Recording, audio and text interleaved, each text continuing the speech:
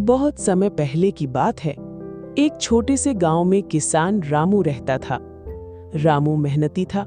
सुबह सूरज निकलते ही उठकर अपने खेतों की ओर चला जाता।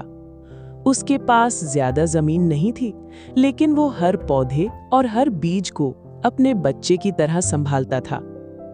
एक दिन रामू बाजार से बीज खरीद कर लौटा। रास्ते में उसे एक बूढ़ा साधु मिला। साधु ने उसे एक चमकता हुआ सुनहरा बीज दिया और कहा, रामू, इसे अपने खेत में बो देना, लेकिन ध्यान रखना, ये बीज मेहनत और सच्चाई को ही पसंद करता है। रामू ने बड़े प्यार से बीज को खेत में बो दिया। रोज पानी दिया, खरपतवार हटाया और गीत गाते हुए पौधे से बातें करता। कुछ ही दिनों में वहां एक जादुई पेड़ उगाया। पेड़ की टहनियों पर अलग अलग फल लगते थे।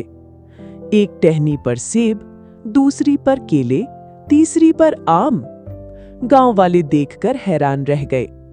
रामू सबको फल बांटता और कहता, जितना देंगे उतना बढ़ेगा। वाकई, जितना वो फल बांटता, पेड़ पर उतने ही और फल लग जाते। गांव के जानवर भी रामू से बहुत खुश थे। उसकी गाय गौरी को मीठी घास मिलती, मुर्गी को ताजे अनाज और बैल मोती को आराम।